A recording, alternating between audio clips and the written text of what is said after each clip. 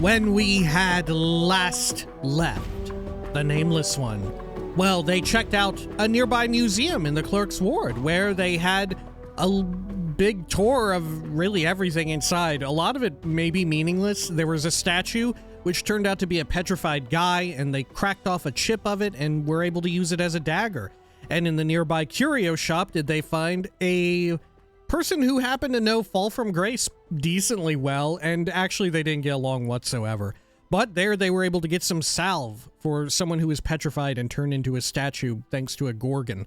And also there they, also in these places they came upon some more memories that they dug up, and we're ever closer to the trail of Ravel Puzzlewell.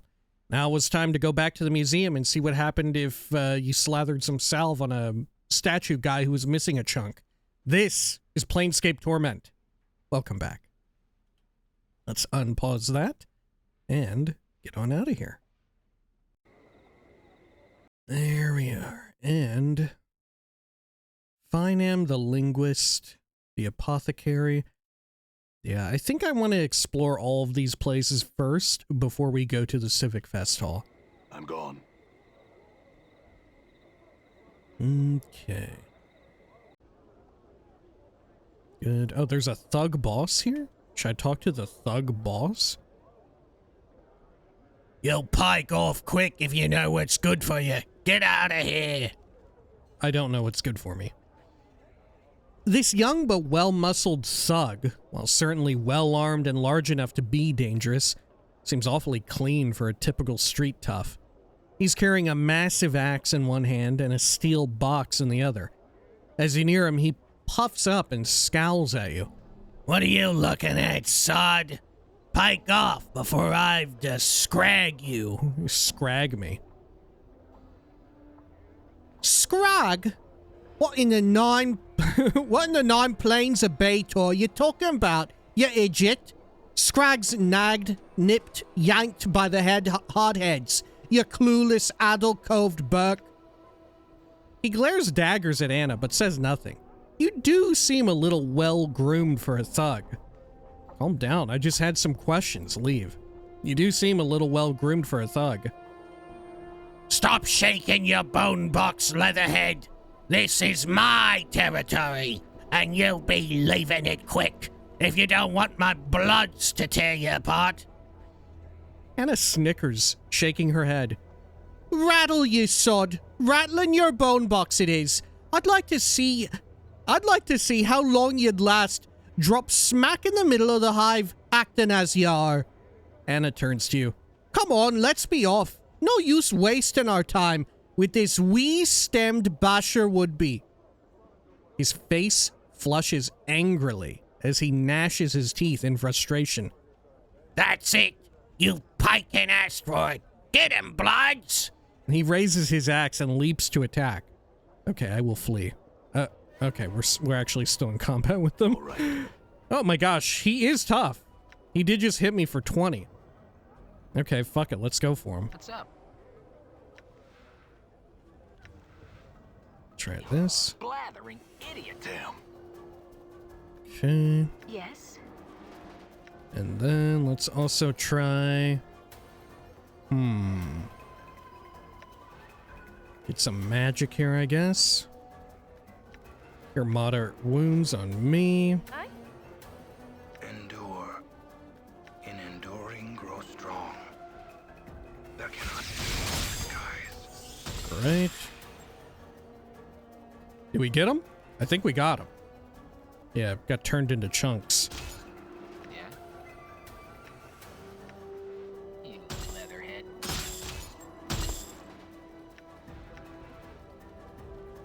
His Playtime dog's is body. over. Did you see that? Did you see that? Good. I was saying. Oh, she's just auto-casting. Holy shit, she's just automatically going for it. Okay. I guess maybe we should have AI off if I don't want that. How may I Okay. help? Let's see here.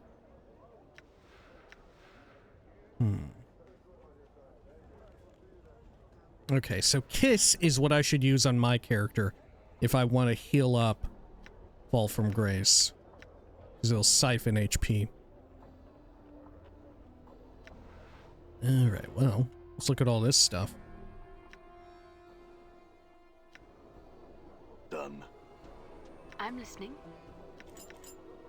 Battle Axe, Steel Box, I can actually take it. Cranium Rat Charm, Scroll of Blindness. How frail is the body when it depends upon its eyes? When sight is removed, things become harder to hit, and the sufferer becomes an easier target. If the targeted creature fails its save throw, the creature will be struck with blindness and suffer a -4 penalty to its attack rolls and a +4 bonus to all opponents' attack rolls. Okay. In this box. This sturdy steel box has a thick leather handle on the top, but there's no apparent way to open the thing. It appears to be welded shut. There are a number of very narrow slits along one side, though you can't quite see into the box through them. A sickly sweet rotting smell wafts out from the slits. Okay, well, I'm going to give this scroll to Dakin. Copy the spell. By the way, I made a post on Blue Sky about this, but the other night, speaking of Dakin, I was on Instagram just scrolling through, and I saw none other than fucking Henry Cavill made a post on Instagram. Apparently he'd gotten like injured on a set or something.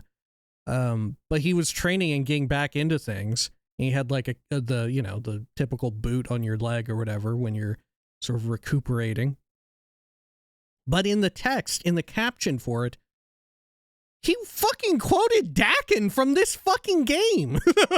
Right? And of course, Henry Cavill is on record for being like secretly, well, not even secretly, but deceptively actually a giant nerd of a man, right? He doesn't look anything like the type, but in truth, he actually is. And that extends apparently to Planescape Torment, where he just straight up was like, the quote was like, what Dakin says when you sometimes select him. I Like, hear your words. I will hear you. Balance. It is I. Endure. In enduring, grow strong. that. Let's see. It was just very surreal. Like I said, it's a known quantity that Henry Cavill is into some particularly like geeky pursuits and all of that, given how he looks, right? Given how the guy looks. But it was just really wild and out of left field, and within my own like insular world, very topical that he just so happened to be talking about Planescape Torment. I was like, what? what the fuck is happening? It was cool, though. It was cool. All right. Let's see. Let's head over to, the Galleria. There we are. Oh, I should actually look at the steel box. Oh, no, I can't. Huh. How odd. All right. I can't even use it. Alrighty, and then let's go use the salve on the statue here. Huh? The statue looks like it is about to make some angry proclamation. The sculptor has captured the essence of fury magnificently. The chiseled tension lines around the neck and forehead alone must have taken many long months to get correct. Fine cracks run over the entire statue, and there is a plaque attached to its base. Okay, I will apply the Gorgon salve to the statue. You smear the foul-smelling ointment over the statue. There's a strange shimmering around the statue, and you watch as the statue takes an intake of breath, and the eyes of Gangroighydon fill with a blazing, vengeful madness. Greetings, cover your ears, run like mad. Run like mad is very funny. Greetings. Before you can do a thing, a blazing torrent of words flies from the sorcerer's lips. As he speaks, you feel an agonizing sensation, like a sudden wave of raging heat, pour over you and settle into your skin like a blistering wound. Blindness strikes you as your eyes burst, running from their sockets like shattered eggs. You hear someone screaming and realize it is you. I can only wait for the horror to end. I got 4,000 XP for my eyes bursting in their sockets and running down like shattered eggs. The last thing you hear, even over your own cries, is Mort shouting. New taunts, all right. Oh my god, Mort got new taunts? Okay. By the lady's bladed teats, what a... Everything suddenly falls silent as the last of your senses flicker and fade away to nothing. Die horribly, a victim of Gangroighydon's awful curse. Encore, encore. Well, what can you do? Alright, well, at least I didn't drop all my shit on the ground. That's pretty good, actually. That's not too bad. Okay, let's head on back. Travel back to the clerk's ward. I'm gone. Can I pretend to be a different guy? If I go back and he's still there, can I just pretend like, yeah, that was my brother? He's a real asshole. He's an asshole. I just came here to check on his, if he dropped his stuff. Oh shit, he's gone. Is he here? No. The statue, in truth the once petrified sorcerer Gangroighydon, is simply gone, presumably having walked off without leaving so much as a note of apology. Leave. Run like mad is so fucking funny. I bet. Can you get away? Maybe, is it like a dex check? I don't know. I feel like Planescape Torment isn't quite up to that degree of reactivity where like you go to run and then it does like a dex check. Right? That would be disco, right? If Planescape Torment were remade today, it would have like a dex check or whatever, right? Okay. Ivana? Ivana smiles and motions you towards her. Greetings again. You have questions regarding one of the pieces? Yes, I do. The, statue of the Screaming Man. Odd you should ask about that. Just after a terrible noise, some patrons came running to me about a mangled corpse on the floor. The harmonium came to remove the body from the premises, but could find no perpetrator.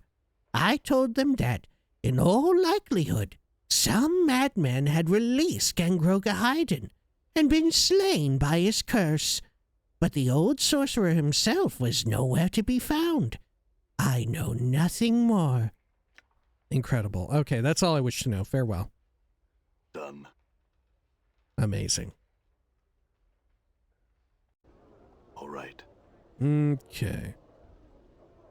Well, let's go check some of these other places. How about the apothecary? Just across the way here. There.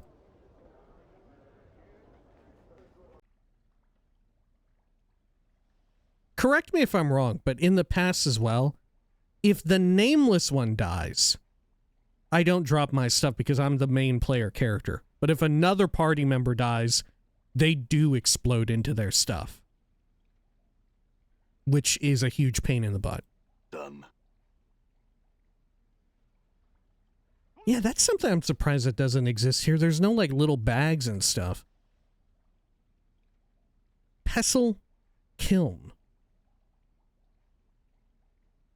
This low table is littered with containers holding various powders, liquids, shavings, and the like. They are unlabeled, and you don't recognize any of the substances immediately. Okay. Anything unique? Oh, this is different, actually. My bad. This cabinet's shelves are littered with containers holding various powders, liquids, shavings, and the like. But they are labeled this time. Okay. Sure. Hello, citizen? Please, I have things to do. I'd appreciate your leaving me be, if you'd be so kind. Farewell. And the sensate? Okay, same. Pestle Kiln. A little on the nose, but sure. You see a wall-eyed fellow whose skin seems to writhe and ripple across his entire body. He is smacking his chapped lips with a blotched tongue. As you watch, his right eye moves independently of the left, focusing on you. A second later, the left one flicks to look your way, then reverts to its original position. The right eye blinks. A strange gurgling comes from his throat. Greetings? The man gives a lopsided grin and points at himself with his right thumb. Pestle, I'm called the Alchemist. He points at himself again, this time with his left index finger. The name's Kiln. Need something? Are you all right? Are we doing like a Jekyll and Hyde situation here? Are you all right? What are you selling? Yeah, I had some questions. No, that's all right. Farewell. Are you all right? I'm... His throat convulses for a moment, then relaxes. A large, green, glowing pustule suddenly bursts from the side of his neck. Something you needed then, sir? His throat clenches again, and a wave of quivering flesh swallows the blistering green pustule back beneath the skin of his throat. He coughs violently for a moment, then seems to relax. Phew! May I ask what happened to you? The left eye rolls upward in exasperation. The right eye looks askance. Too much to drink? Too much of what, though?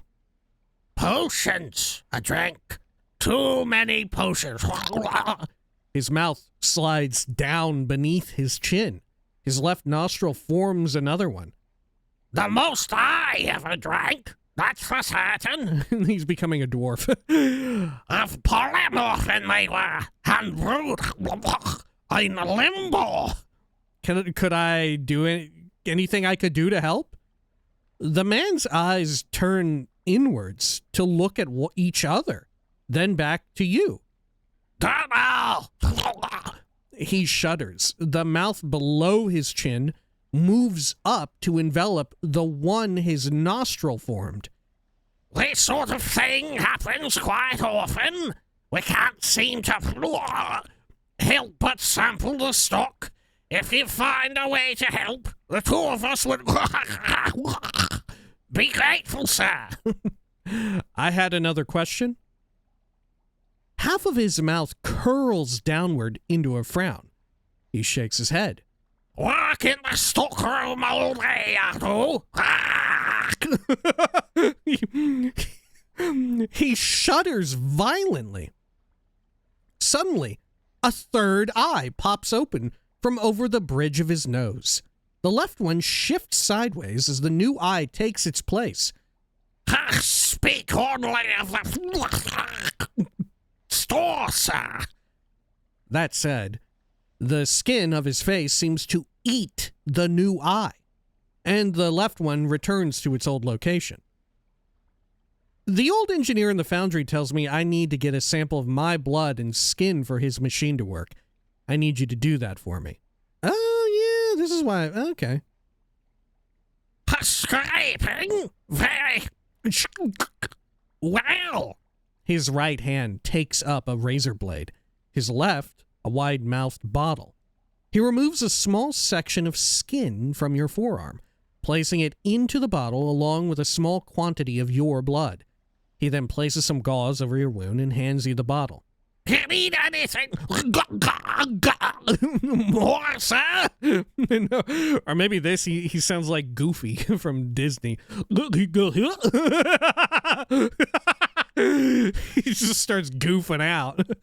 Yes, I wanted to purchase something.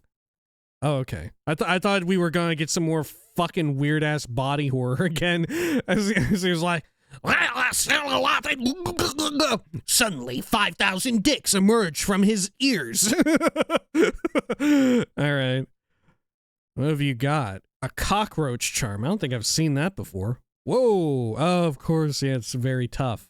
+4 to AC, +2 to AC versus crushing, 10% resist to crushing. Cockroaches are as common on the plains as other scavengers. The shell of this particular dead cockroach has been dotted with paints and faint arcane symbols. The magic contained within the charm is activated when the roach is consumed. When swallowed, the recipient temporarily gains the protection of the cockroach.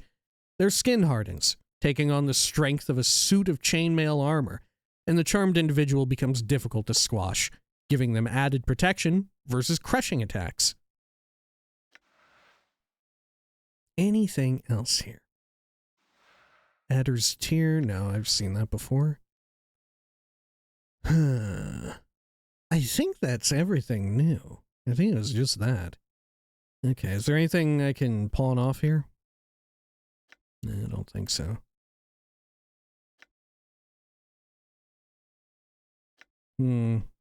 Yeah, I can't even sell other charms to him. Okay, thank you. Can I look at the dream vial? This vial contains scrapings of skin and some of your blood to be used in powering the dream builder of Nil Xander. Great. Okay, over here. All right.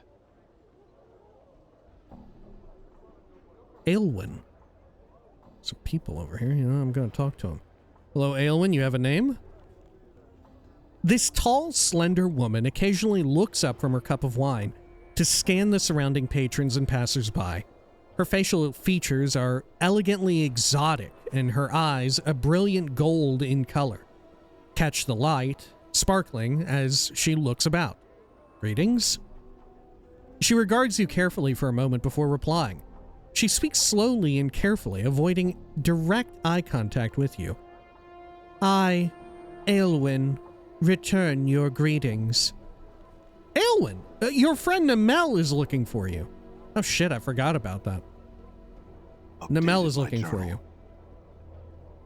She begins to smile, but then covers her mouth with her hand and looks down at her drink. I, Aylwin, am most pleased to hear of Namel. Might I, Aylwin, persuade you to tell her of this place? Yeah, I'll do that for you. I'm no message boy for charity's sake. I'll do it for a price. I'll consider it. I had some questions. I'll do it. Updated my journal. She looks at you directly, and for just the briefest of moments, before she casts her eyes back down to her drink, your senses are awash with a warm, comfortable feeling. Pure happiness. I, Aylwin, thank you. Oh, it's my pleasure. May I ask you about her, though? Aylwin nods slowly. The way she speaks and what her words do. How? I, Aylwin, can only say that we come from another place, another world. We are not like the people here, whose words, thoughts, very feelings, even affect nothing directly. Go on. I, Aylwin, take great care so as to not affect those around me too greatly. Namel, she is new here and cannot do so. It is something she must learn, should she choose to remain here much longer. But why? There are many reasons. I, Aylwin, feel it is not right to impose reality upon those without the ability to impose their own reality upon me, Aylwin. Is there anything you cannot do by simply speaking of it? She frowns. A strange, unpleasant feeling rises in the pit of your stomach. Please, I, Aylwin, would speak of it no more. What? Okay, just one other question. She looks at you directly, your face reflected in the glittering gold discs of her eyes. He would speak of it no more to Aylwin, and thus would no longer force her to speak in such a way to him. You find yourself unable to voice another question. Your words catch in your throat as you try to ask. Fine then, farewell. Okay. This looks like a place where drinks might be served. Hello, barkeeper. This smiling man nods cheerfully at you as you approach. Welcome to my cafe, good sir. What might I serve you? Some wine, perhaps? No wine, but I had some questions. I think we had heard this before at the other one. Maybe that was beer. The man gives you a helpless sort of look. Humblest apologies, sir, but I make it a policy to serve drinks and nothing more. You shall have to look elsewhere for conversation, I'm afraid. Are you certain you wouldn't like a drink? Or some bread and cheese, perhaps? No, I don't need anything. Farewell. You can't determine what this odd device is. How about this tent? Aspiring sensate artist. This attractive, pale-faced girl smiles at you, motioning toward a book full of charcoal sketches. Greetings, and well met, good sir. My name is Ulana.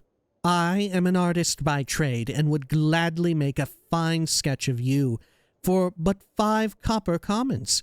I can make a serious sketch if you like, or a caricature. Ugh, a caricature. No thanks, farewell. I can't even get a sketch? She smiles, but somewhat sadly. Farewell then. Please do not hesitate to return should you change your mind. I'm gone. Dude, I hate caricature art. I hate it. I think it's terrible. Okay, let's get out of here. Done. Okay, anything around here? A curious-looking building, to say the least. What is this? Yeah, it's the curiosity shop.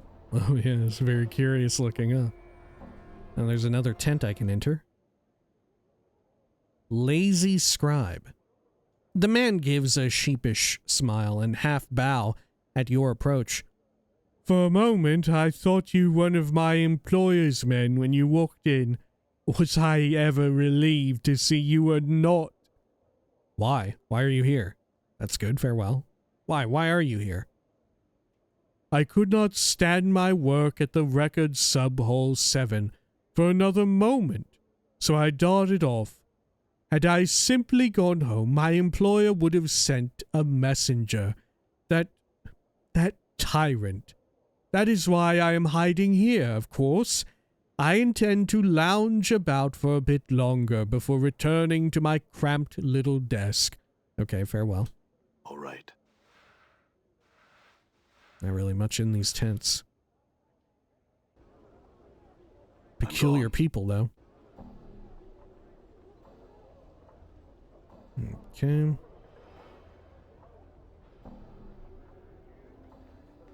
Let's see. Oh, there's another tent up here. Oh, and there's a person. Elo Brande. Fortunes told. Get your fortunes told for a paltry 5 coppers.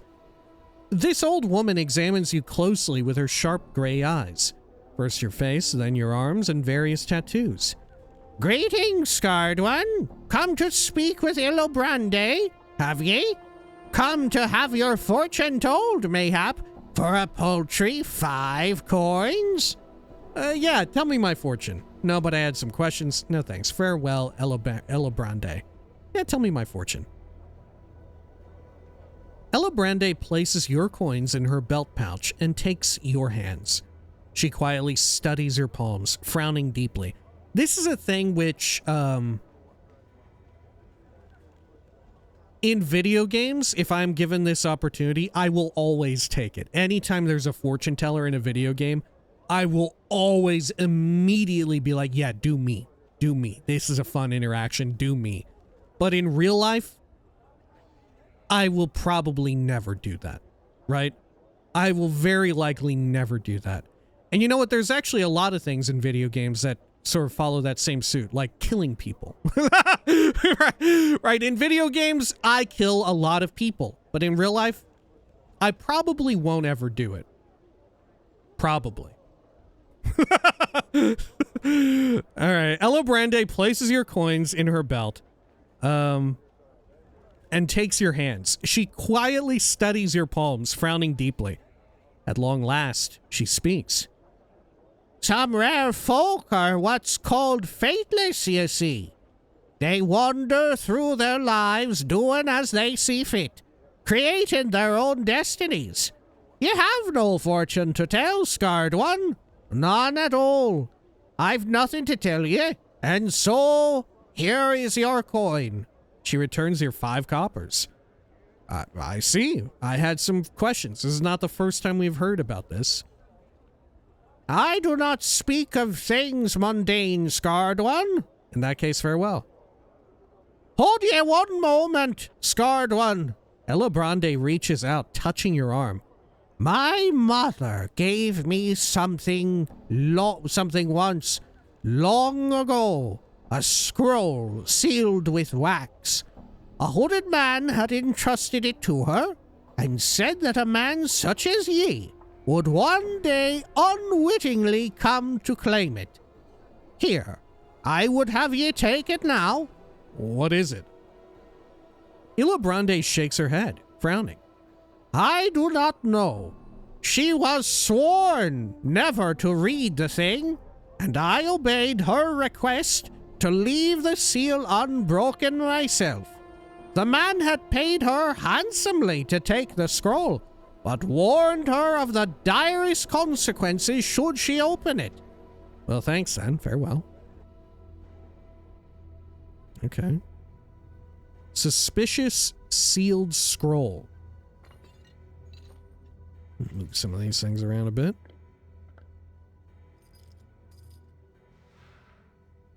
This scroll has been tightly bound with red ribbon and sealed with wax. You can't put your finger on it, but you've got a bad feeling about the thing, as if opening and reading the scroll could be somehow dangerous. Yeah, right. Okay, I'm gonna make sure I quick save here.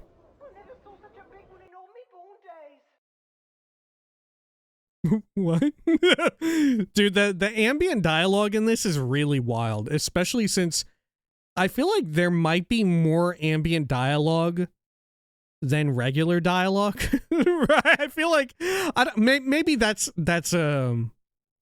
wild to say. Maybe I feel like it's closer than I would have expected. That there's more ambient dialogue just like in the ambient background of like cityscapes and all of that than there are of actually like, oh, I'm talking to a person, they have voice acting, you know? It's very peculiar. Anyway, suspicious sealed scroll. This is an old, fading, innocuous-looking parchment scroll. Well, I thought it wasn't I thought it was the exact opposite of innocuous. Whenever I looked at it, I got a forbidding feeling.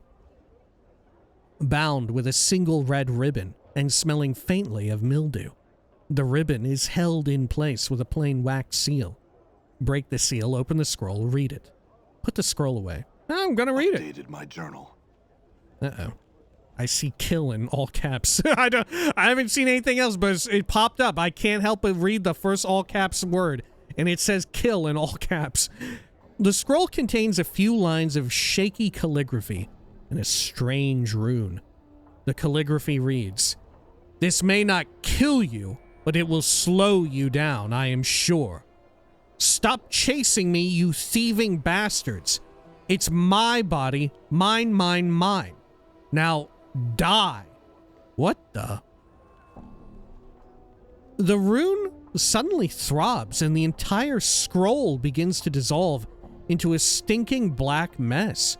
The fluid seeps directly into the flesh of your hands. In seconds, the magical hemotoxin begins to render your blood into black bile. For a moment, you clutch at yourself, howling in agony, and then the pain subsides. You have survived whatever horrible magic was placed upon the scroll. What the fuck happened? Did I, like, pass a con check or something? Is that what that was? How I was able to survive it? Jesus. Yeah, how much health do I have? Yeah, I bet if I had, like, less health.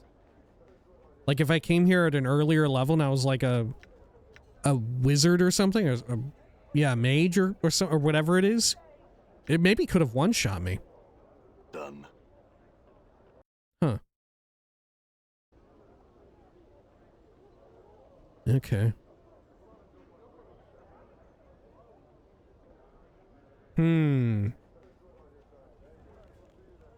So is this not my body?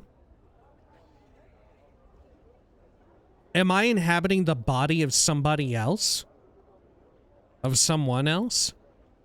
Okay, Ella Brande? You see Ella Brande, the fortune teller. I greet you once more, Scarred One. I've read that scroll. It was trapped. Ella Brande looks confused. I don't know what to say to you, Scarred One. You could start by saying how exactly you came by the thing. As I told you, Scarred One. Yeah, she's not gonna know. It was given to me by my mother. A hooded man had given it to her some 50 years ago. Some 50 years past. Paying her well, but bidding her to never read it, whatever the circumstances. Ella Brande sighs, looking away for a moment. A user of magic she was, powerful in the art, but frightened of this man just the same. She had said his eyes, all she could see of him really, hinted at madness, and that the flesh around them was puckered and grey, like yours. I know nothing more of him. Oh, I see. No, okay, I understand. It was me. It was literally another version of me. Right? And this one was like one that was, mad. I was like schizophrenic or something. And I was laying claim to the body that every different incarnation inhabits, right? You know, sometimes we come back and we're evil, sometimes we come back and we're good, sometimes, you know, something else, you know? In this case, they were trying to future-proof it and say, like, next time you see someone like this, I want you to kill him. Maybe every so often, like, it loops and there's only is there only a finite number of personalities, or is it just, or are we playing too much into the delusions of whoever my former self? Fascinating. That'll have to do then. Farewell. All right. Okay. I do like that it doesn't fully explain that, right? But it makes perfect sense. You know, if you've been reading and following along, you know, it makes perfect sense what the fuck happened there. But it doesn't go off its way to be like, yeah, this was probably you, you idiot. Right? Right. So it's like, yeah, it's not taking the intelligence of the player for granted, so to speak. This massive ancient-looking structure is somehow less foreboding than the others of its size. What the hell is it? Oh, it's part of the Civic Festhall. Okay. Oh, did I look inside your house, Ella Brande? What? I'm gone. Okay. There's nothing in here. Okay. Well. All right.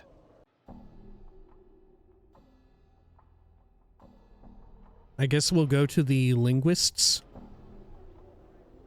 Over there. You can't determine what this odd device is. Okay.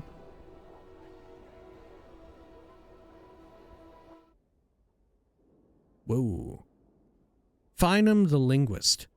No, 'tis not here. Where is that book? Done. Okay, what say you? Greetings. This short, scholarly man, a tight, nervous frown on his face, looks you up and down. Greetings, I am Finum. I must beg your pardon, sir, but I care little for guests, invited or otherwise. So unless you've business with me, I would ask you to leave. I did have some questions. I would have you know that I am a scholar and a linguist, sir. While I shall happily entertain any questions regarding my field of study, language, and the like, I can be of no help to you in other matters. Well, never mind then. Farewell. Can I look through all of your crap? What's this? There is an urn atop this small cabinet, full of ashes and charred bits of bone. Oh, this is wild. Etched into the base of the urn are the words, Finn and Endilyi, beloved husband, father, and scholar of 100 languages. I can use stories bones tell on the cremated ashes. Okay. The ashes seem to stir faintly as if moved by your breath. A far-away voice whispers up from the urn. I wonder what that even sounds like. A faraway voice whispering? Huh. Why have I been summoned to these ashes, cold and gray as the heart of a hag? Funny you should bring up hags. To answer some questions, spirit. Ask then, so I might return to my most quiet thoughts. Who were you? I was Finn, a linguist and scholar. I was murdered by a student of mine, murdered so that I could not teach another the language that I taught him, the tongue of the Uyo. It was one of the rarest in the multiverse. I knew of none who spoke it, save myself and that one damnable murderous student. What if it was me? That's all I wish to know. Okay. Oh, I can open this now freely? Oh, no, I can't. Forced it. Opened. Okay. Oh, shit. Done. A gold bracelet. Meh.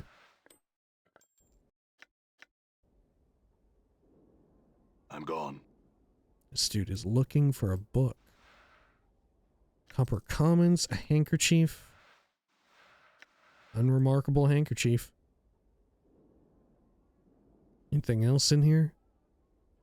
Is this a toilet right here? This looks like a toilet. Just in the... Yeah, right in the middle of the dining room. Look, it's like a turkey or whatever is there. Okay, that's wild. Okay. Well, I think I've looked at everything here, save for Undersigil and the Civic Festhall. All right. Let's do a quick save. I'm gonna have Fall from Grace smooch me. May my faith lend me strength.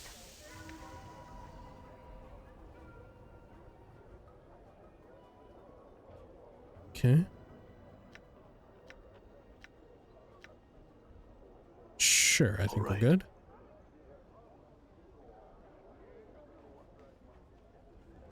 Let's see, is it down to 9?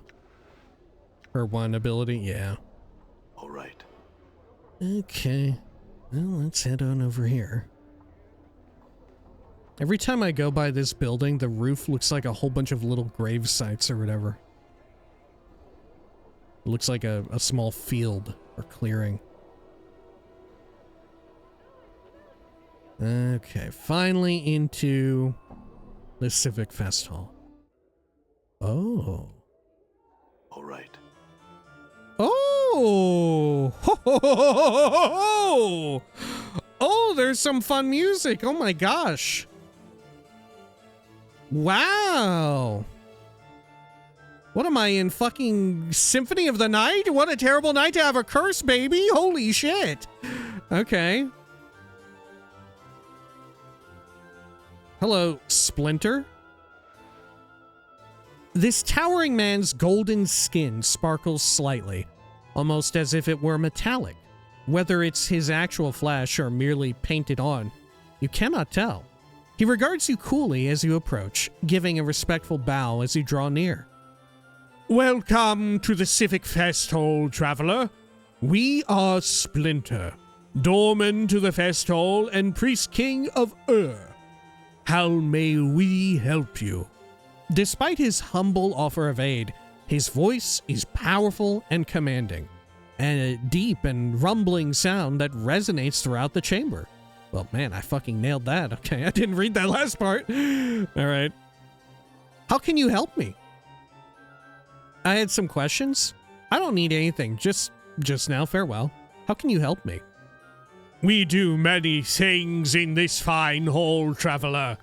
We answer questions guests might have regarding it or its inhabitants.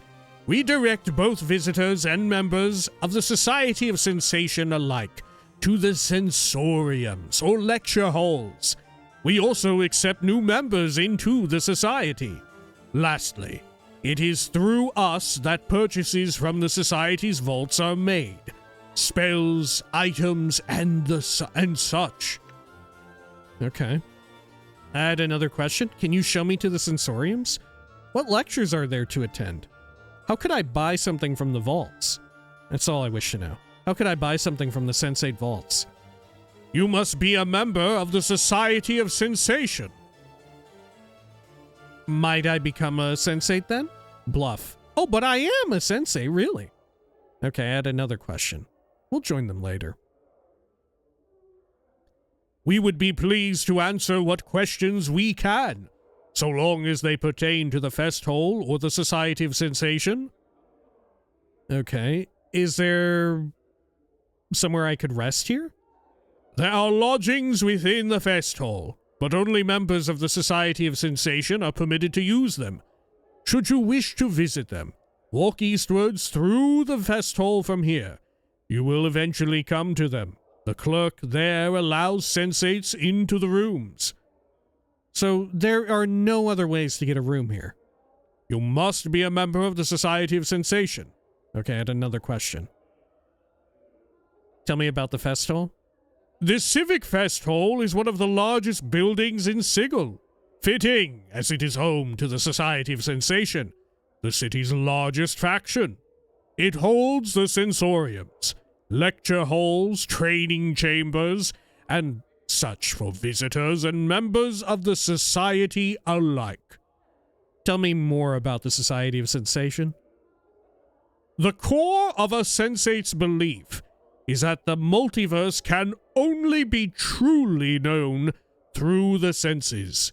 If one cannot sense it, then a thing isn't. Only through experience, through experiencing all the sensations to be had, can the full truth of the multiverse be revealed. The Society of Sensation, then, is where experiences gather and are shared with others, usually via the sensoriums. Okay. I had another question. Tell me more about the Festhall, and tell me more about the sensoriums. Sensoriums are chambers which hold many recorder or sensory stones.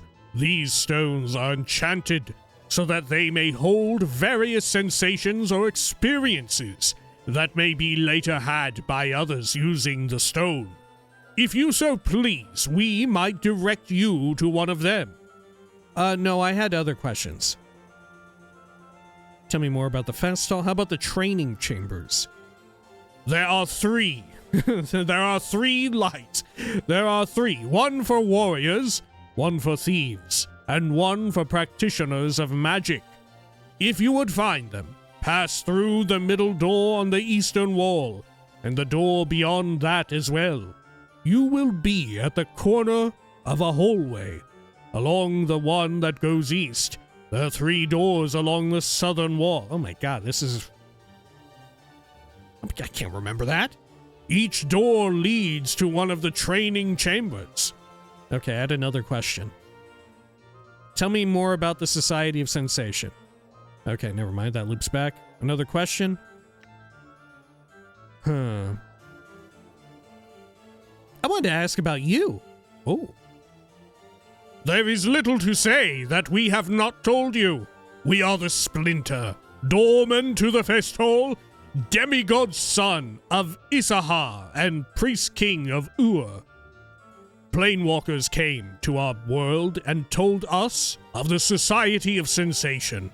We were fascinated and returned with them. We left Ur in the capable hands of our queen, so that we might come to this place and experience servitude and humility for a time. As time does not pass here as it does in Ur, the century we have spent here will be as a mere several months in our own world. After another decade or so, we imagine, we shall be ready to return to Ur and rule it once more. What the fuck? I see, I had another question. Okay, I was looking for someone here? Who was it you were seeking, traveler? I guess I'm just gonna say all this. How about Mistress Yolmi of the House Sirma? Yolmi was taken to waiting about in this very chamber of late. We think she is looking or waiting for someone.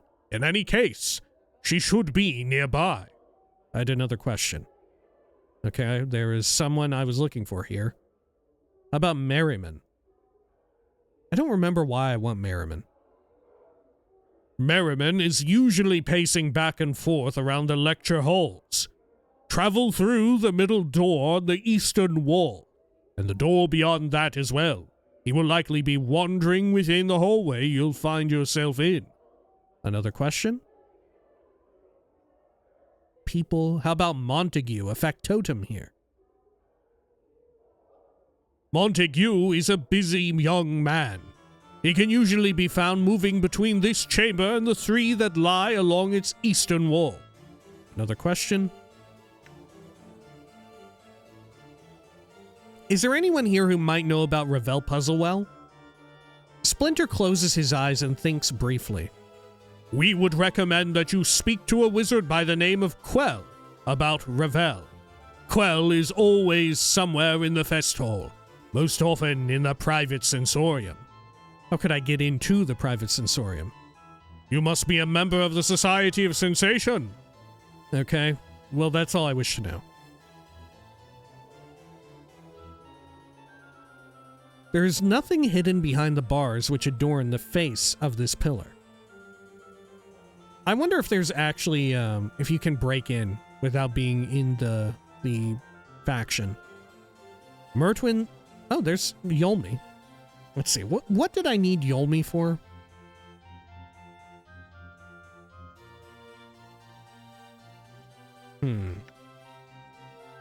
I've been given a message that a woman called Yolmi of the House of Sirma wishes to make a proposal to me. I'm to seek her out in the Civic Festhall. She wears green silks trimmed with gold and has hair the color of blue steel. Oh, right, a messenger. Okay. All right. This stern-looking older woman seems to be looking for someone. Her eyes fix upon your face as you approach her. You there. Might I have a word with you? Yes, you're Yolmi, correct? I spoke to your messenger. Updated my journal. I'm pleased to meet you then. She gives a slight bow. I would make you a somewhat unusual proposal, though you must admit you are an unusual man. I will give you 1,000 copper commons for your permission to kill you. Are you open to discussion on the matter? Sure, why not? But why? Why do you want to kill me? Yolmi doesn't bat an eyelash. But why not? Oh, because she's a sensate. She wants the sensation of having killed a man. But why not? I thought it might be an interesting experience, paying someone for the privilege of murdering them. When I first heard rumors of your existence, how could I resist? So, what is your answer? Shall we discuss the matter in greater detail? Yes, let's work out the detail. One moment, where did you hear these rumors? Yeah, where did you hear about me and all that? Yolmi frowns. One hears all sorts of things in the Festhall.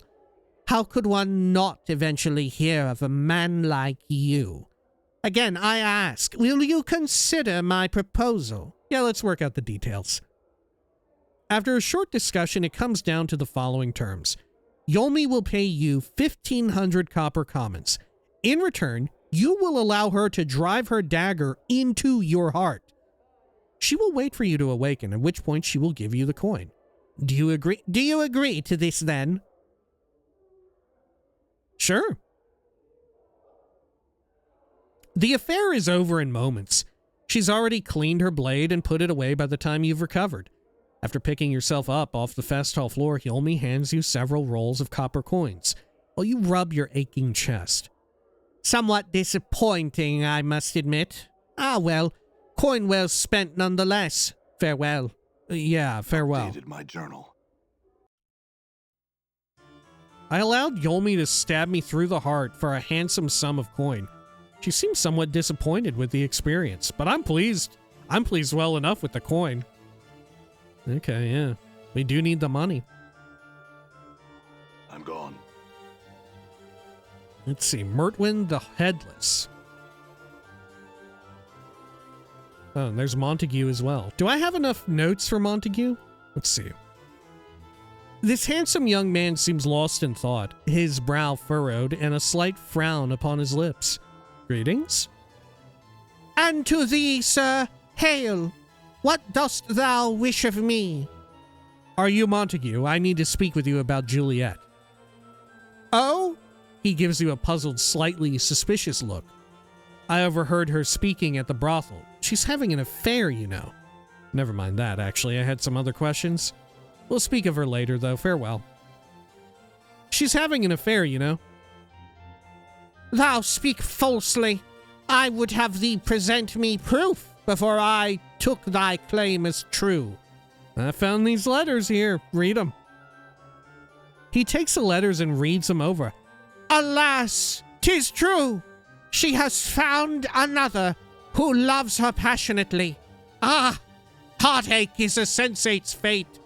I think I shall move on to another love and let this other suitor have her, considering the passion of his words. Wait, this was all a ruse.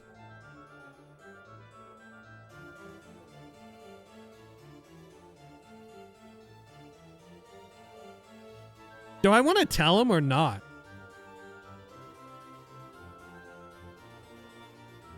Fuck it, I'm not going to tell him. I wish you luck then, farewell. I mean, honestly, he should get away from Juliet. She's fucking deranged, right? And a farewell to thee as well, sir. Now I've some things to attend to. Should we meet again, we might speak more of the matter. Montague bows and turns to go. In knowing the teachings of Zerthamon, I have become stronger. We will speak I hear again? your words. Okay, let's level up you, Dakin. Spell memorization abilities have increased. 2 HP, 1 HP from Khan. Okay. Let's have a look here. Your mage spell book. What all else are you capable of? Swarm Curse. Attacks all that are in the radius. Blood Bridge. A bizarre compact of the healer's heart and the merchant's mind. This necromantic spell transforms your very body into a marketplace that barters life and death. Your life essence can be given to others. At a cost to yourself. Oh, right. Okay. We'll get Ice Knife again. Anything else? Ooh, 4th level spells we have access to, but I don't know one. Well, what can you do? I'm gone. How about Mertwin the Headless? They seem to have a head. They're bonking. This throne appears to be as old as the building itself. It looks unused, more a piece of artwork than a ruler's seat. Look, this thing, the shelving has a bit of loot. Scroll of Force Missiles. Oh, that's a level 4 spell, I think. Yeah, perfect. Yes? What did you wish? Okay, let's have a smooch. Good. All right. There is nothing hidden behind the bars which adorn the face of this pillar. Where's Mertman at? Oh, there you are. Hello? It's clear there's something very wrong with this man. The way he lurches about, bumping into things, staring off blankly into space. As you approach him, you at last realize his plight. He's headless.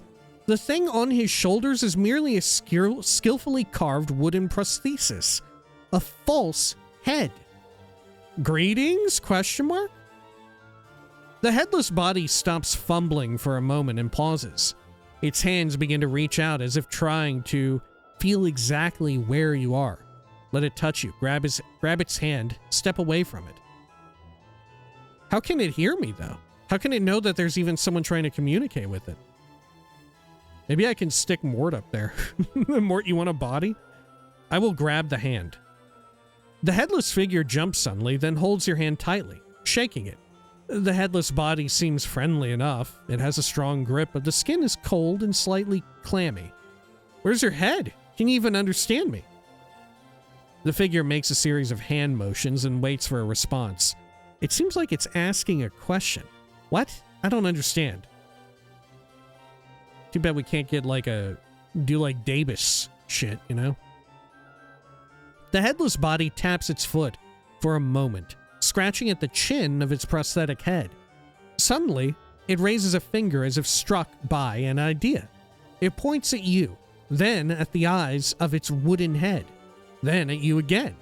It then indicates its wooden head with both hands, shrugs, and points at you. No, I haven't seen your head anywhere. The headless body shrugs, slumps a bit, and turns to amble off. Okay. So if we find a head... Sure. Okay. Now, what is this called? The Festhall's Foyer. What's back here? Kisai? Is that this person's name? Hello? This is a life-size granite statue of a gentleman standing with his arms at his sides, eyes closed. It is of excellent craftsmanship, exquisitely detailed and incredibly lifelike. So much so, in fact, that you find yourself wondering if it's really a statue at all. Hang on. At the curio shop, was there a head for sale that I could have bought? Could I have bought the dude's fucking head? Huh. We need to go back. Yeah, we need to go back to the curio shop and see the oddities. Okay.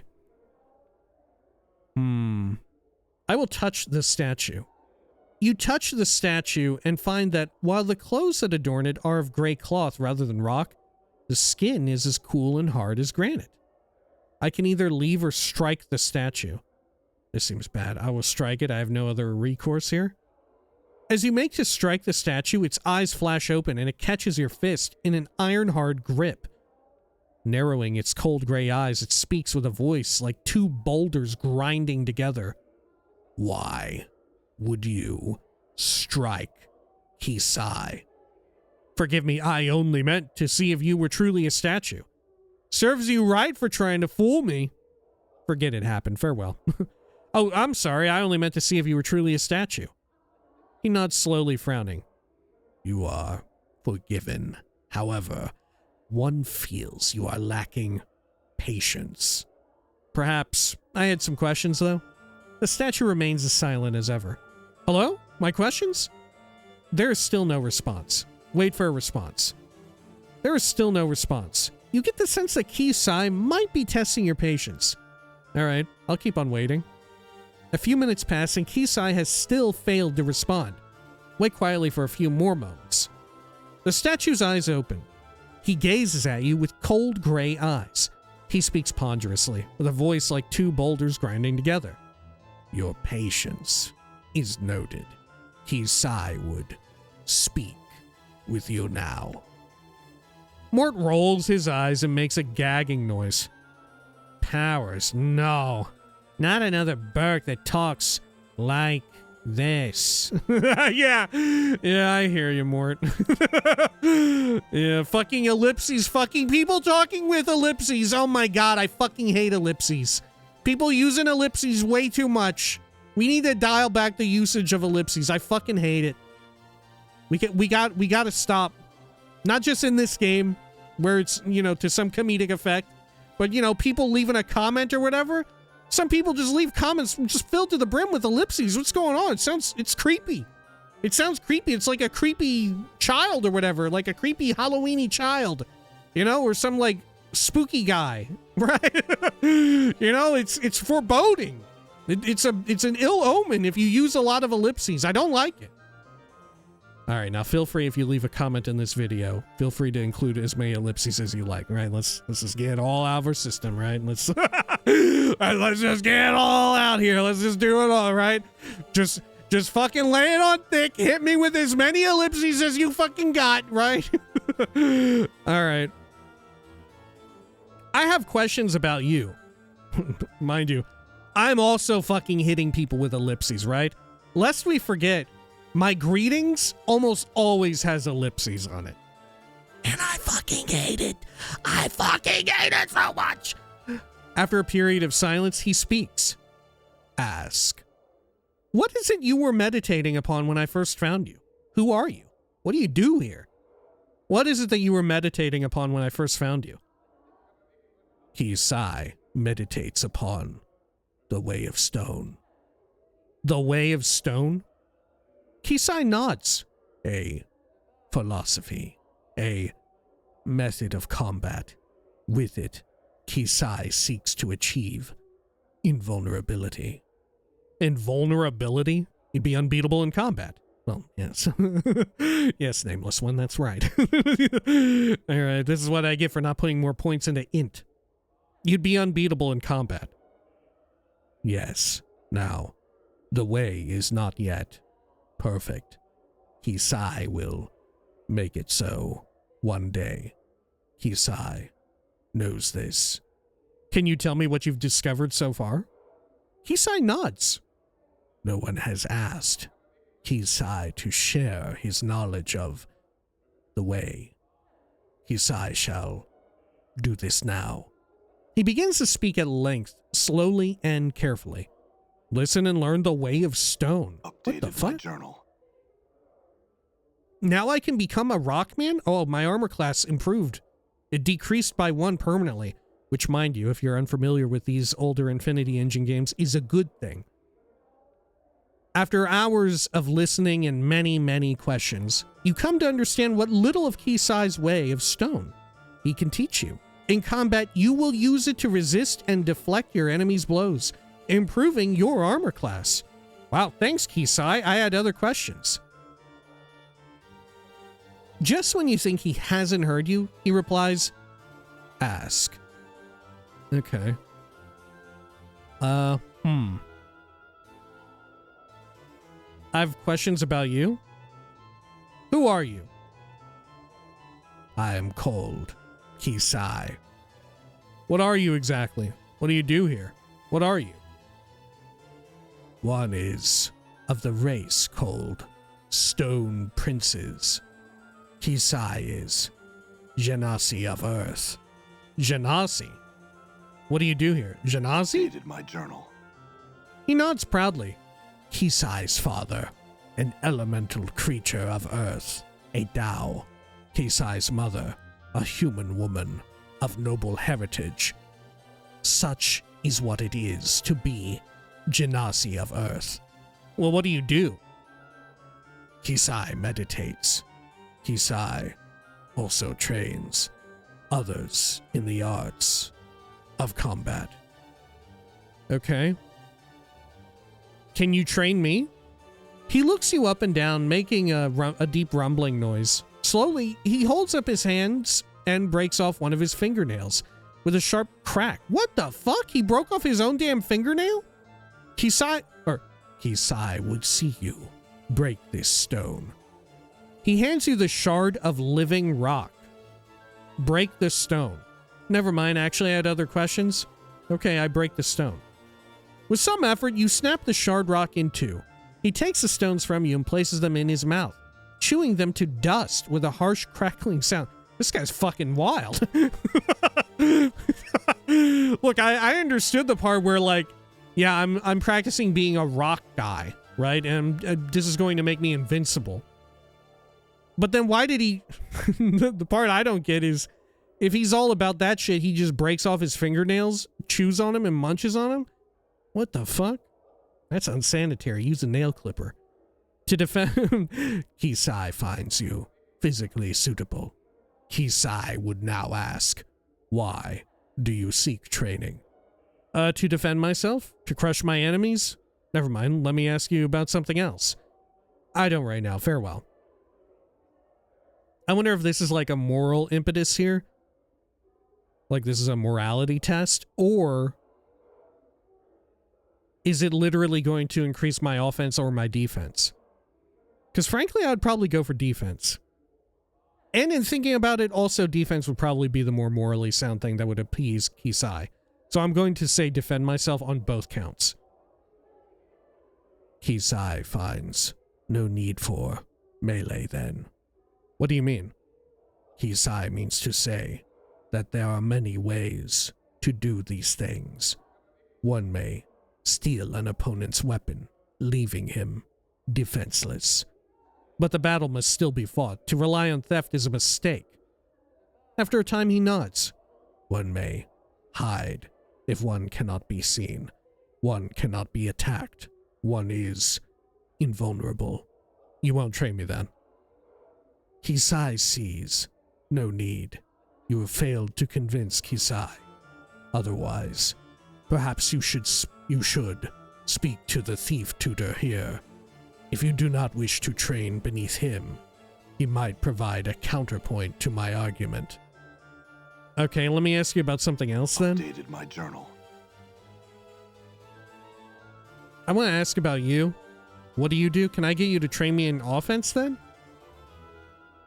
What do you meditate upon? Okay, other questions? I don't think I can loop back to it, can I? Questions about this place. This is the Civic Festhall. Need you know more? Find another to ask. Alright, I had other questions. What do you know of Ravel Puzzlewell? Nothing. Okay, I had other questions. I lied. What did I write about this fucking dude? Let's see. Rebuke Ghysis' arguments for training as a thief rather than a warrior. Ghysis refused to train me as a warrior, expounding upon the benefits of thieves over warriors. He suggested that I train as a thief with the Festhall's thief tutor, or, if I did not want to become a rogue, talk to the thief tutor and find a counterpoint to Ghysis' rebuttal. Okay, I guess that's it. I'm gone. Okay. I do like being a thief in games, but I don't like being sneaky. This is my catch. This is why I tend to like warrior thief combos. You know, like fighter thief combo. Obviously not so much in like a big party game unless that's a gap in the like, you know, the rogues gallery, as it were. The coterie of possible followers that you can have. Because, you know, I often find like, well, I don't want to pick a class that someone else kind of has on lockdown, you know? That an NPC who I definitely want to, like, hear from is in the party.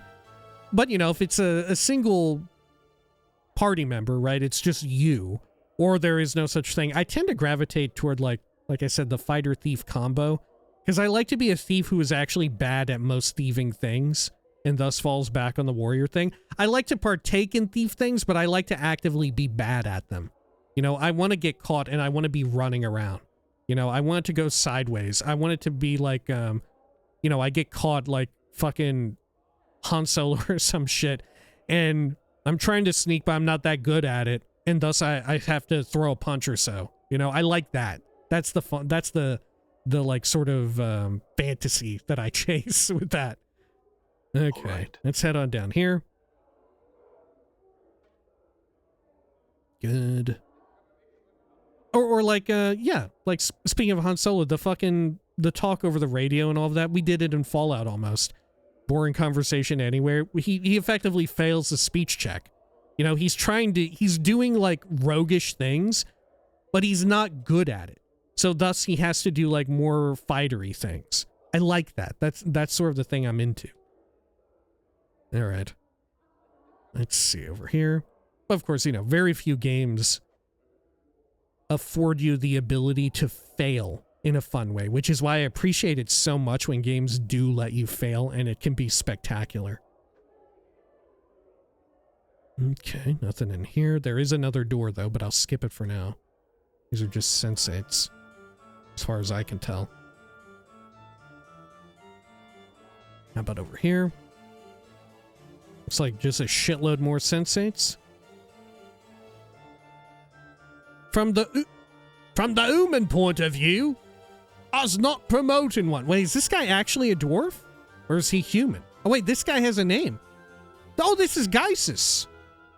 Pack your lids and crack your bone boxes. 'Tis all a steaming heap of barmy.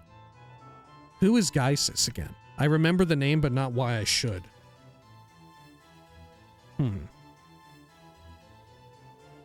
Did I spell it right? Yeah.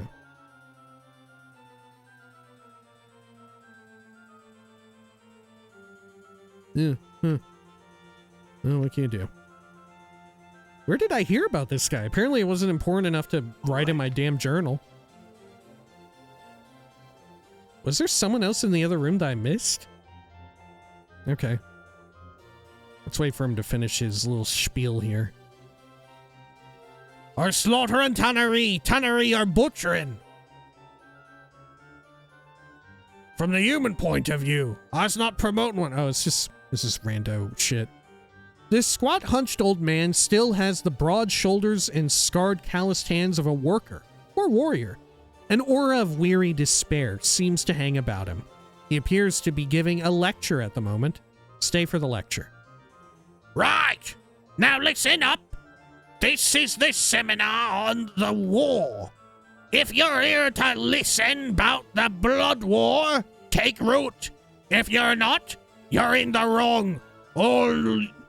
You're in the wrong hole, and you'd best up your soft, comfort-loving Sigillian limber stems out of here. The blood war.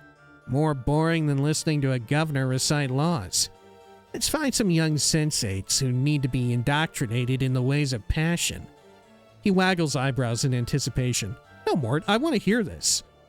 Ignore Mort. Keep listening. All right, Mort, we'll go. Mort is right? The Batizu smell or whatever it was? Batorian smell? And Blood War link? Okay. No, Mort, I want to hear this. The man suddenly throws a dark eye over the audience, as if looking for something. And further, if you're tannery or Batizu, ump your scaly eyes out the door. I's not letting you ordinary bastards bend an ear to this and then listen to your barmy arguments. Keep listening. 'Cause this is no discussion on who's right. Behind you, you hear the sounds of something large leaving the lecture hall. It just tells the blood war from the human point of view. Us not promoting one side or another, 'cause they both stink in different ways. Keep listening. The speaker becomes somber. So, what's left of your wanting to listen to some blood war stories? Tales about the war. Here to hear the horror of it all, no doubt. The floating fortresses wove and weaved a human skin. The plains-wide battlegrounds the blood war be fought on. Keep listening. He bares his yellowed teeth. Tales of fiends locking fangs with other fiends. Gar, snarl! His snarl fades, and he looks suddenly bored. Keep listening. Well, let me peel back your lids and crack your bone boxes. 'Tis all a steaming heap of barmy nonsense to be dwelling on that forged tongue. He spits in derision, rolling his eyes wildly. Keep listening. I'll tell ye this, though. You can't imagine the scale the Blood War is fought on. Nothing you've seen, heard, or participated in. Nothing compares. Time, numbers, and legions. Sheer bloodshed. Nothing compares. Burks, to try and imagine it. Forget it. My advice, simple. Stay away from the big bloody mess altogether. Keep listening. The only thing you need to know is this. Fiends are killing fiends. Batizu are slaughtering Tanaree. Tanaree are butchering Batizu. Right now. He spits again. Neither was winning. Don't think either can win. Biggest stalemate this side or eternity. Thank the powers. Keep listening. That's it. He shrugs. That's it. I'll be answering any questions you got for me now. I'll ask a question. What's your question, Quatter? Can't you give me a little more on the Blood War itself? What started the Blood War? How does one get hired into the Blood War? Where is the Blood War fought? How does one survive the Blood War? Describe the Tanaree. Describe the Batizu. So you'll tell us no tales of the Blood War? Can I ask him all of this?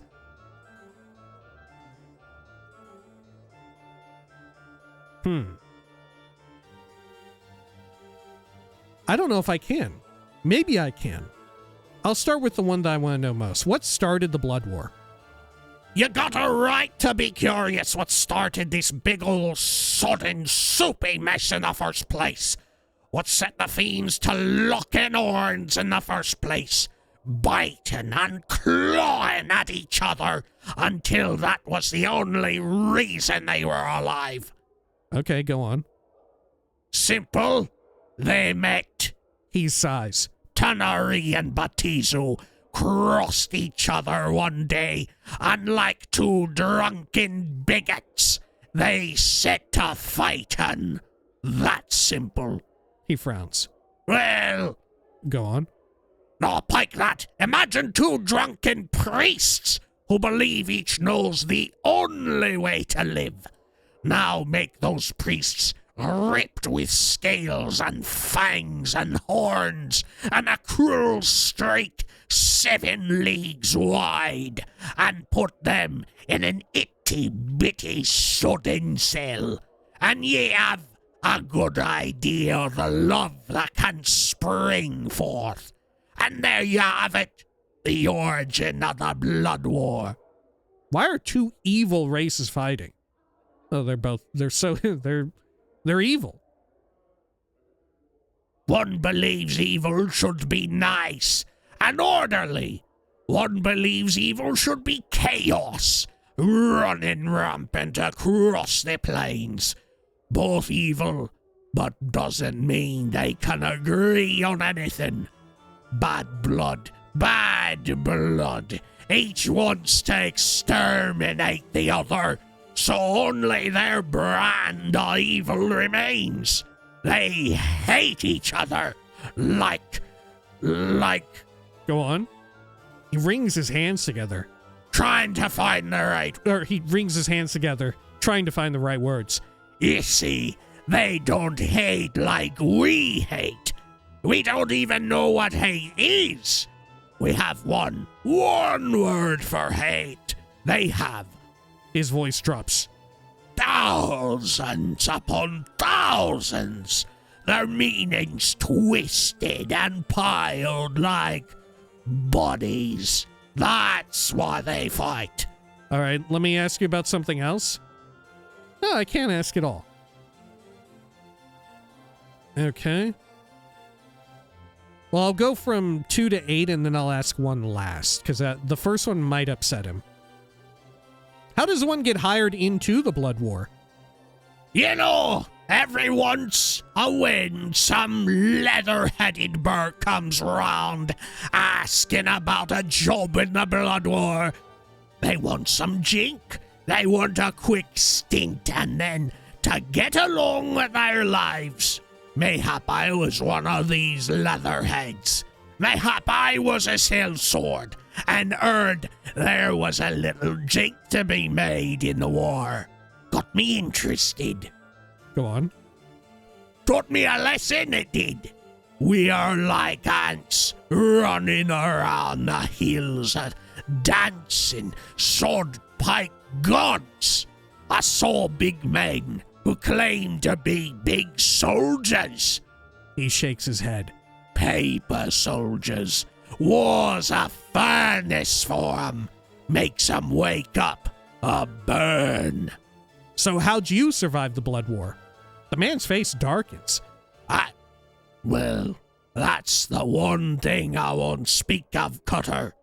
Suffice to say, a man does what he has to do to escape the war. But a woman named Vrishchika told me you had to murder your own men to escape the war.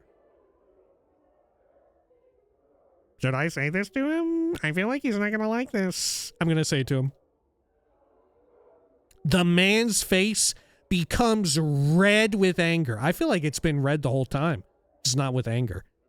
Watch your mouth, Cutter. That's a lie. Foul, foul lie. Or you bore me. Join with a fiend over the war and believe in her. Every word of it.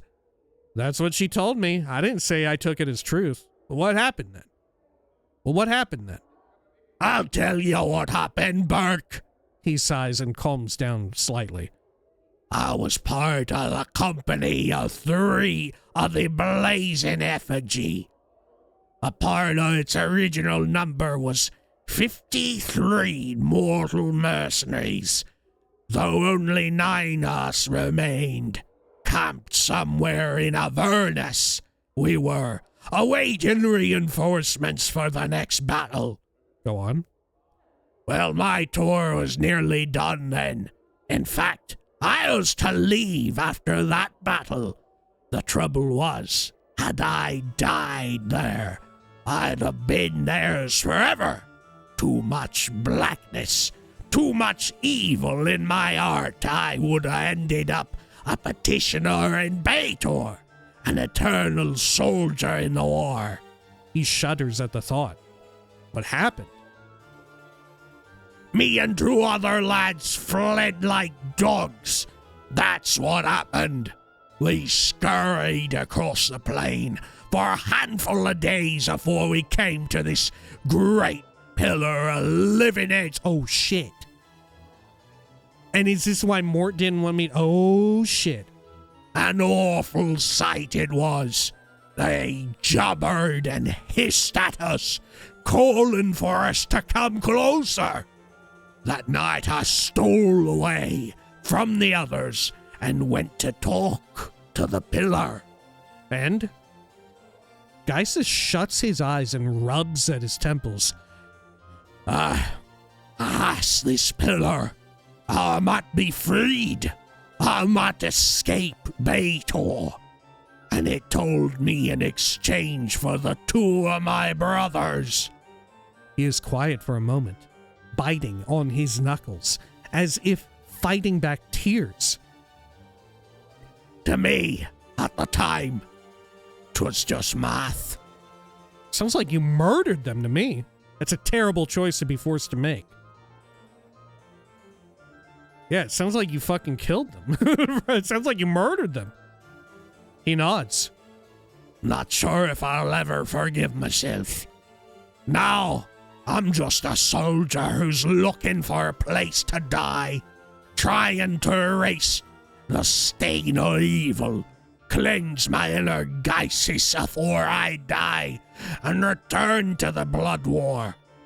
I lecture here to keep people away from it all, to prevent them from ever having to make a choice like that. Perhaps I should spread the word around, Ghysis. I'm sure people would love to know exactly how you made it through the war. That's fine. Perhaps I should spread the word around. I won't say 'twas right, Burke, but ye can't deny 'tis what just about any man would have done. I call it survival, not murder. I mean, I think it's both. Now leave me be. Old Ghysis won't be sharing words with you no longer. Shall I spell it out, old man? It's blackmail. I'll take something of value in exchange for my silence. I didn't realize that's what we were getting at. Oh. I'm not going to blackmail him. It is terrible. Nothing. Forget I said anything. Right. This is the last bit then. Some of ye are sensates, so's I got one thing to say to ye. Don't sign up to see what the Pikin Blood War is about. Don't be a barmy idiot. Use a sensory stone if you gots to know, but stay the elves away from anything to do with the Blood War for real. Keep listening. 'Tis just not worth it. 'Tis. For a moment, a look of great pain crosses the man's face. It looks as if he is going to weep. Not worth it at all. That's the end of this session, so farewell. Wait, hold up. I had more questions. Okay, stay for the lecture. Okay.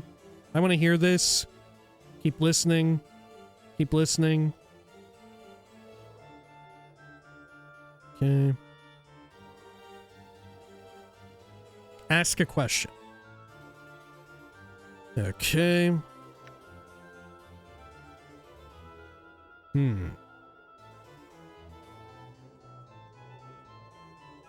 Where is the Blood War fought? Plenty of places. Usually the lower plains. Anywhere along the river Styx. The 9 layers of Baator. The 4 furnaces of Gehenna. The Grey Waste, Cold Red, Carceri. The Prison Plain. And the pike near endless well of evil. That's the abyss. Somehow, the Grey Waste sounds familiar to you. Tell me about the Grey Waste. Also called the Glooms. He shrugs, then shivers as if by reflex. Grey in every sense of the word. Colors burn your eyes there. They shout, are too loud, and your dreams are pulled to the surface and poured on the ground, lost forever. Only the night hags rule there. The Grey Ladies of the Waste. Let me ask you about something else. Okay.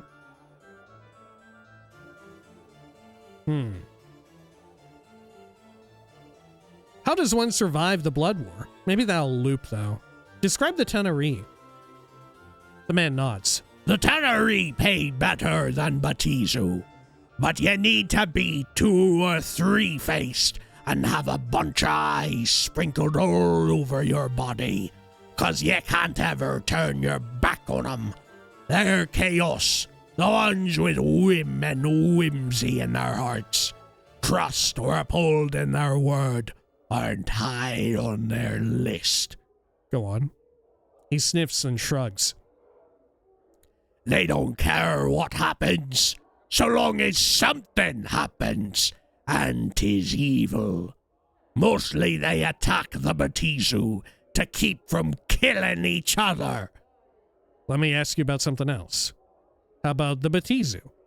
The man nods. They don't usually pay as much as the Teneri, but they don't break their written word.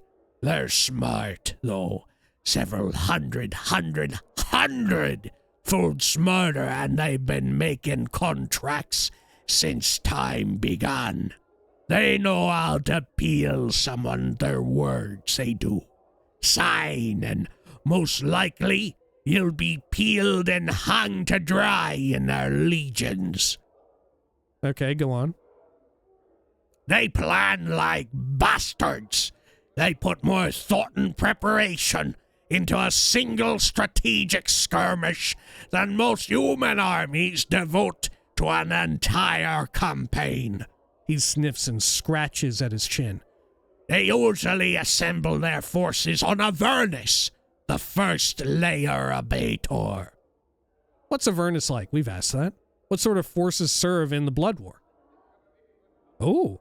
All sorts. Aside from various mortal burks from across the plains.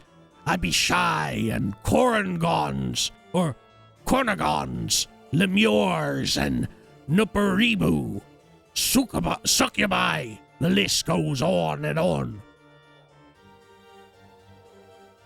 Can I ask about all of these? Tell me about the Abishai. They're the grunts in most Batizu armies. They're different sorts, black-scaled ones being the weakest and most common. All right, what other sorts of forces serve in the war? Okay, tell me about the Kornagons. Kornagons are dead. Hard cutter. It's rare to see more than a few of them together, though sometimes they form bands of elite troops. Usually they lead lesser forces, like Abishai and mortal mercenaries, into battle. What other sorts of forces serve in the Blood War? How about the Lemures? Lemures are these things that look like melted people. Annoying little sods that regenerate even as you're killing them. They're oblivious to danger or pain, and so never run away from a fight. Mostly good for dying on the front lines, and not much else. How much of this is still lore accurate in current day D&D, right? Like, it sounds like a lot of this is checking out and adding up to stuff that I remember from like BG3 and its description of like the Blood War in Avernus and stuff like that. What other sorts of forces serve? Let's see. How about the Nuparibu or Rebo? I don't think I've ever heard of these. Fat little pikers that have these tiny eggs. Deaf, dumb, and blind. They exist to die on the front line. Hard to kill too. Even the most wee bit of them will grow back to a whole one if you let it. Huh. Okay. Other forces? How about the Succubi? Tanari. Lovely but dead evil they are. They seduce mortals and try and drag 'em into the abyss. He nods to Fall from Grace. No offense, my lady. None taken. You are quite correct. Okay. Other forces? Let me ask you about something else.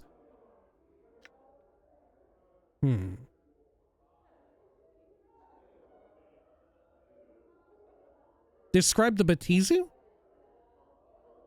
No, okay, we heard about this.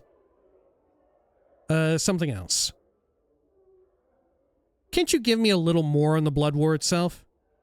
If I were to boil it down, it'd be this. The Blood War's been going on for damn near forever, and will keep going on until damn near forever itself gets penned in the dead book. The Tannery, the champions of chaos and evil, are trying to stomp the green-colored dung out of the Batizu. The champions of law and evil. They butcher each other over how each of them thinks evil should be. If you can believe that. Ah! What do you think would happen if someone stopped the Blood War? You can't make any piking difference in the Blood War. It's too sudden big. You're a stone, a pebble in an ocean. That's a pebble in another ocean, which is a pebble in an ocean, and so on and so forth, till the stench cows come home. As a pebble, your goal is to not be noticed and sink to the bottom with the rest of the dregs. Go on. If you could make a difference, which you can't, you shouldn't try. 'Cause then the planes would tumble on down. The planes would tumble down? Why? He holds up his hands like pillars. The Blood War's like a big bloody support beam, propping up the planes. Kick it down, and a lot of the planes would come tumbling down with it. Lot of baggage rests on the back of the war. He suddenly brays like a donkey, laughing bitterly. The biggest, nastiest pack animal on the plains. Go on. He grins cynically. Besides, as some say, war's great for business. He laughs hollowly, then looks as if he could suddenly cry. Never mind that. Another question. Are you all right? You seem pained. The man smiles sadly. Aye. Listen, Cutter, I'm no priest. Lord, I want to be one. But hear this. Keep evil out of your heart.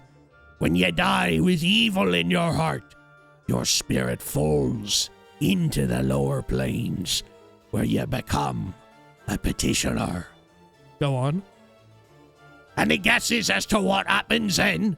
Petitioners in the Abyss and Baitor get twisted into foot soldiers and get into fighting the blood war for all eternity. He chuckles, shaking his head.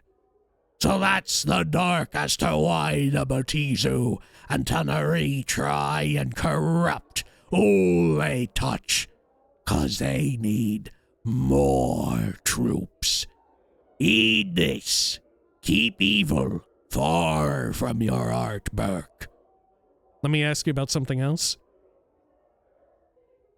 How does one survive the blood war? You want to know how to survive the blood war?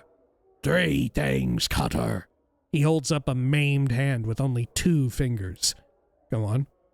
First, you stay the pike out of it. Secondly, keep yourself the pike and nails out of it. And lastly, you stay the bloody pike and sod pike out of it. Go on.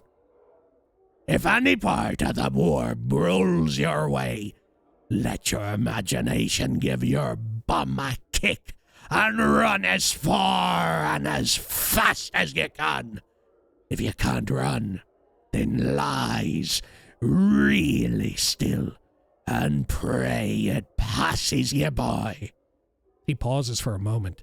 'Cept there's no place it don't touch, and there's almost nowheres you can run to get away from it.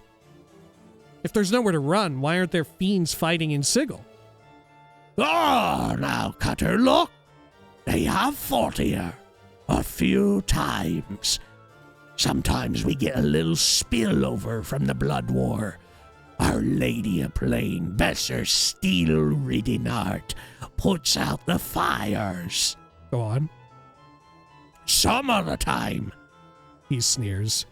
There's been times, some horrifying drizzle on your so sudden scared times, where they've smashed and burnt and clawed their way through whole sodden city blocks in Sigil before she decides to clean house.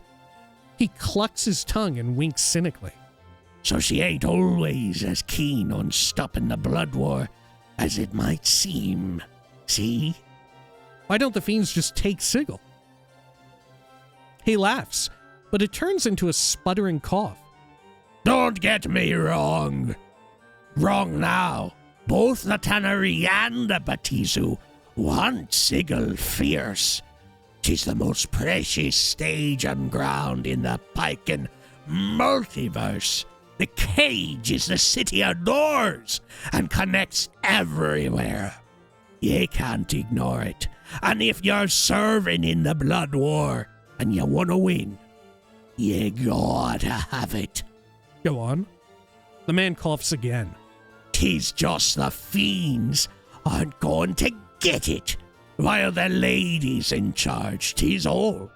She's tough as nails. Her blades'll cut you deeper than any fiend's fang. And that knots the fiends stems like ye wouldn't believe. One quiet lady, her hands tucked in her sleeves, holding back the blood war all by herself. He laughs bitterly. I don't find it hard to believe that a woman can stop the blood war. But fiends are still allowed in Sigil? Oh, damnably certain. They can't brawl in the streets too much. So as neutral ground, Sigil allows them to rattle their bone boxes without trying to murder each other. Sometimes they'll chat it up with each other here. The peace don't stay that way for long, though. Go on. Also, just 'cause they can't butcher each other in the streets don't mean spies, recruitment, and backstabbing still don't go on here. They fight battles with lies and words, Burke. Sometimes 'tis all in the bluster and blather. And there's safe houses about too. Places where they can cool their talons afore the next skirmish. Go on.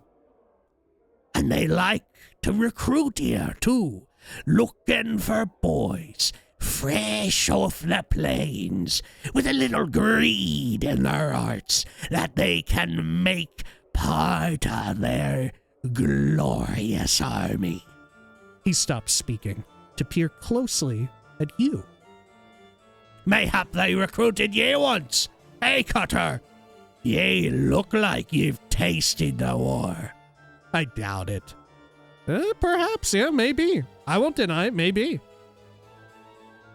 The war leaves a scar on ye, Cutter. Ye'd know, and ye'd know you'd never want to go back.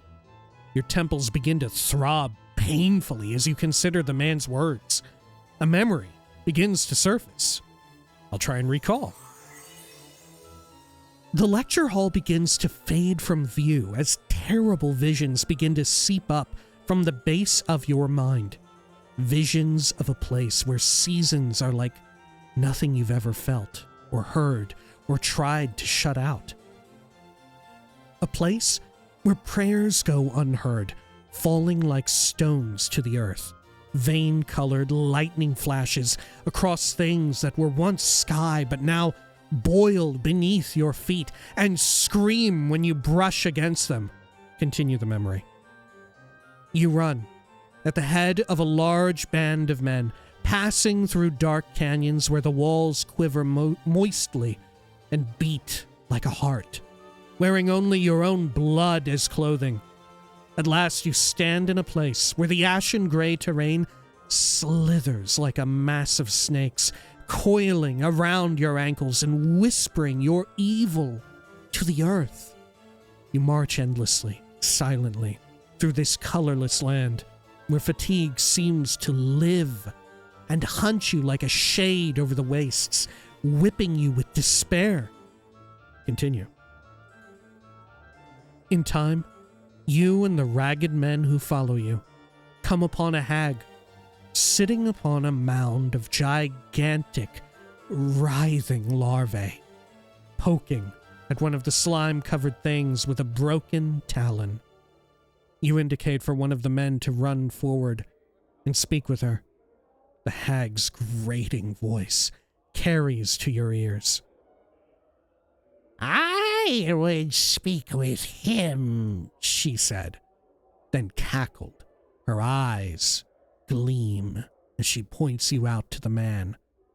the handsome one that leads your ragged column. I would speak with him. And that is all you can recall. Cutter! You feeling all right there? Yes, I'm fine. So do the fiends recruit often? He nods grimly. Ye can be sure of that. Sigil's the best source of fodder on the plains. Beats milking planets or all their prime inhabitants. Too much work. Any more advice on surviving? Aye, whatever ye does, don't talk about the blood war with any fiend. or any Deva or Archon for that matter. Just don't talk about it, period. 'Cause you never know who in the hells you're really chatting with. And all of them get mighty touchy when you bring up their war. It's their reason for living. Anything else? He nods. Don't go through any portal unless you're piking sure you know where it goes. Maybe you haven't heard tales of clueless planeswalkers stepping through a portal and ending up smack dab in the middle of a blood war skirmish. Know why you haven't heard of them? 'Cause those sods are dead. Anything else? And whatever you does, never sign on for a tour of duty, no matter how much jink they flash in your mug. Certain death and signing on for a tour in the Blood War are the same thing, Cutter. Why's that? Chances are when you sign up, they peel you so your tour of duty is still time itself grinds to a halt. Even death wouldn't be a release, 'cause then you sink into the lower planes and get dredged up back as something worse than you were before. Then they got their talons on you for all eternity. I feel like this happened to us. Right? And maybe that's the spooky ghosts. They're coming to take me back to the Blood War? Maybe? How would you get out of a tour contract? So dying in the Blood War would be an especially bad thing? So dying in the Blood War would be an especially bad thing. If you're evil, sure. If you're good, you'd go on to another plane to spend your afterlife. But you'd still be a deader. Now for me, I still got a lot of evil to wash from me soul. So if I died in the lower planes, they would have had me lock, stock, and barrel. You go to another plane when you die. Can you explain that? Go talk to that other death lecture if you want the dark on that. I can't explain it as well as he, though he's twice the fool and might scald ye with the hot air roaring from his mouth.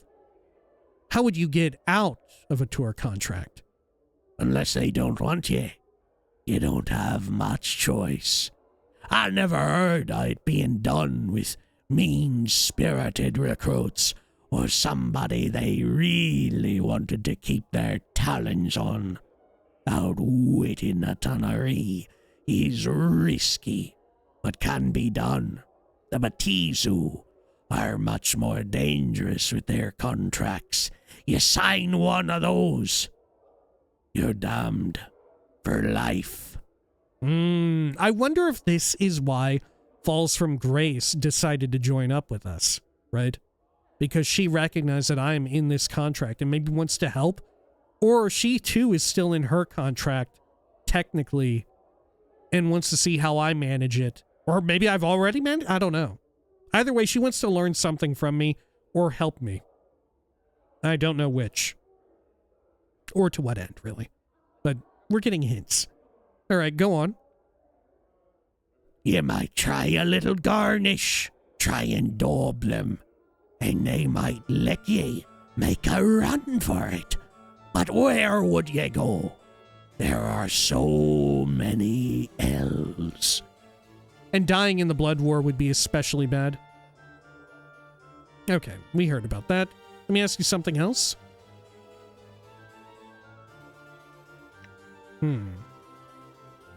So you'll tell us no tales of the Blood War? I think this is the only one we haven't heard. All right. 1. Let me give you an example of what meat means to them. They'll get some mean-spirited mortal mercenaries together, maybe drop a few million strong, and let 'em slaughter each other for no real reason at all. A pointless battle, or some power's forsaken piece of land. Guess where all those souls go? Where? Their souls sink into the planes of evil they fight on, where they can be ripped from the soup of the plane and set to fight again as lemurs or mains or whatever the piking sod those little fiendish dung heaps become. The more of those sodden petitioners they get, the more troops they have. Can I ask you something else? I think I got it all. Yeah, I think I got all of them. Okay. I think. No questions, actually. Right. This is the last bit then. Some of ye are sensates. Okay, we heard this before, yeah. Stay out of the blood war for real. Okay.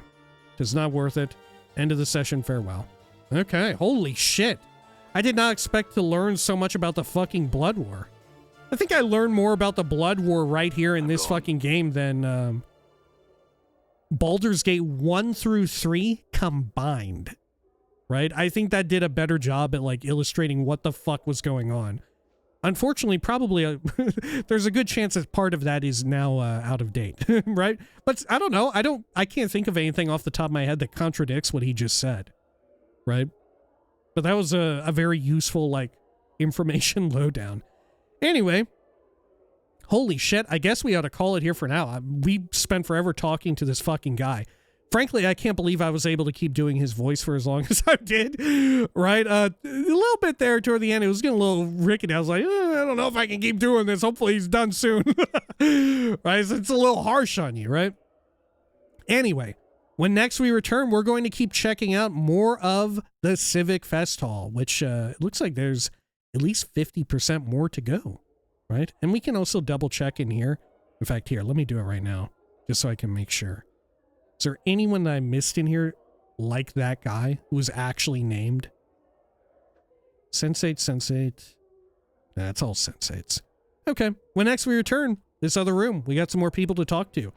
Until next time, please take care of each other.